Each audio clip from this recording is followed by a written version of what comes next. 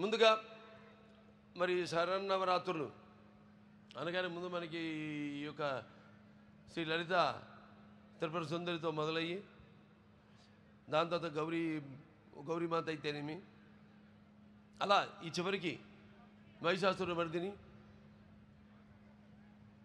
తో పూర్తవుతున్న కాబోతున్న ఈ యొక్క క్షేత్రానికి ఇవాళ ప్రతి సంవత్సరం ఎంతో వేలాది మంది భక్తులు రావడం, దీక్ష పూని ఇక్కడికి రావడం, మహిషాసుర మర్దిని అయితేనేమి, గాయత్రి మాత అయితేనేమి, లేకపోతే అన్నపూర్ణమ్మ అయితేనేమి, అలాగే కాచాయిని దేవి, అలాగే మహాలక్ష్మి అయితేనేమి, ఇవాళ మరి లలిత దేవి అయితేనేమి, రేపు చండీదేవి అయితేనేమి, తర్వాత సరస్వతి దేవి, దుర్గామాత, అలాగే ఈ మహిషాసుర మర్దిని, ఇలా ఈ 11 రోజులు 11 అవతారాల్లో ఆవిడని అలంకరించి జరుపుకుంటున్న ఈ యొక్క తరుణంలో, అలాగే ఈ యొక్క రాష్ట్రం విజయవాడ వైబ్రెంట్గా ఈనాడు ఇక్కడ ఈ యొక్క సాంస్కృతిక కార్యక్రమాన్ని ఇంత అద్భుతంగా ఏర్పాటు చేసినందుకు అంటే సంకల్ప బలియే ఉంటాం. మనం చేసే మంచి పనైనా ఆ ప్రకృతి అలాగా దేవుళ్ళందరూ సహకరిస్తారని ఎంత అద్భుతంగా ఈ కార్యక్రమం ఈరోజు చూస్తున్నాం మనం.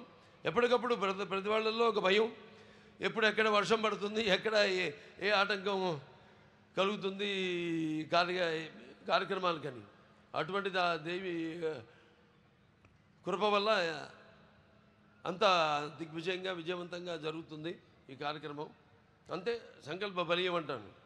అలాగే చతుషష్ఠి కళలకు గానం చేయని మన భారతదేశం ఆ కళల వెలుగును ప్రపంచం నలుమూలలా ప్రసరింపజేసి మన దేశ ఔన్నత్యాన్ని చాటి చెప్పడానికి దోహదపడిన ఎందరో మహానుభావులు పుట్టిన మన భారతదేశం నిజంగా కళాఖండ దేశం అని చెప్పుకొని గర్వపడాలి. నిజమే, మన దేశం గొప్పదే, కళ గొప్పదే, కళకి చావు లేదు. అటువంటి కళలను పునరుద్ధరించడానికి నేటి తరం వాళ్లకు తెలియజేయడానికి ఈనాడు వాళ్ళ కృష్ణా జిల్లాలో ఇక్కడ జరుపుకుంటున్నాం. కానీ మన కృష్ణా జిల్లా మన చుట్టుపక్కల చూస్తే మళ్ళీ కూచిపూడి ఉంది, అలాగే ఈ మన ఈ బొమ్మలు తోలుబొమ్మలాట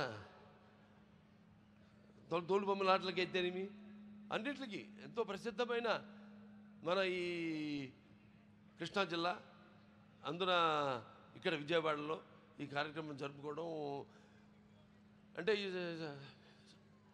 ఇక్కడ ముఖ్యంగా చెప్పారు సినిమాలు కూడా ఇది ఒక కేంద్ర బిందువు అని.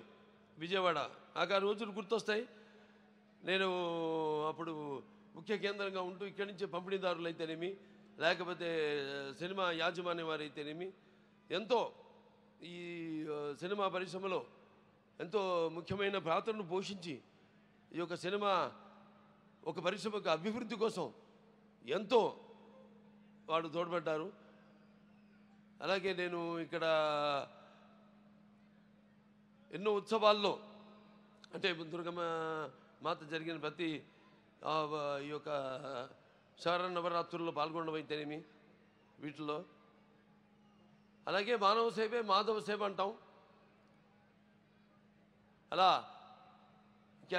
ఈ బసవతార గండోబర్గన్ cancer hospital and research institute అయితేనేమి దాని ద్వారా ఎంతోమందికి ఈ యొక్క ఎంతో ఖర్చుతో కూడుకున్న వైద్యాన్ని వాళ్ళకి అందుబాటులోకి తీసుకురావడం, అంతర్జాతీయ ప్రమాణాలతో కూడిన వైద్యాన్ని వాడికి అందజేయడం.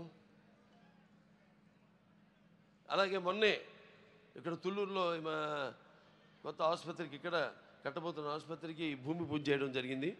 త్వరలోనే త్వరగతిలో అమ్మవారి ఆశీస్సులతో ఆసుపత్రిని కూడా పూర్తి చేసి ఆ యొక్క వైద్య సౌకర్యాన్ని మీ అందరూ కూడా అందజేస్తామని ఈ సందర్భంగా తెలియజేసుకుంటూ, మరి వాళ్ళ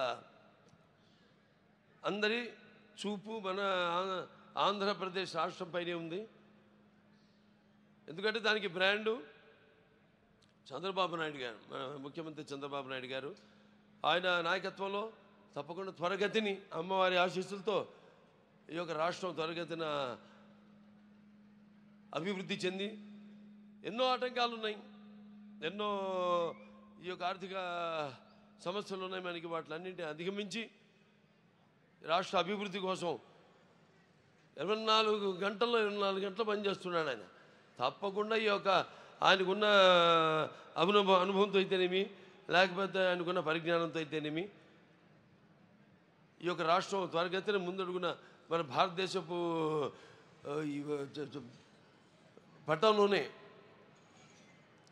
సువర్ణాక్షరాలతో లిఖింపబడిలా త్వరగతిన అభివృద్ధి చెందుతుంది అని సందర్భంగా తెలియజేసుకుంటూ మరొకసారి ఈ యొక్క మంచి కార్యక్రమానికి నన్ను ఆహ్వానించినందుకు కమిటీ చైర్మన్ ముత్తవరపు మురళీకృష్ణ గారికి, అలాగే మా పార్లమెంట్ శాసనసభ్యులు శివనాథ్ గారికి, చిన్ని గారికి, అలాగే ఇక్కడ మైలవరపు శాసనసభ్యులు వసంతకృష్ణ ప్రసాద్ గారికి, అందరికీ, అలాగే ముఖ్యంగా ఈ సాంస్కృతిక కార్యక్రమంలో పాల్గొంటున్న నా తోటి కళాకారులందరికీ కూడా నా అభినందనలు తెలియజేసుకుంటూ, నా కృతజ్ఞతలు తెలియజేసుకుంటూ నేను సెలవు తీసుకుంటున్నాను.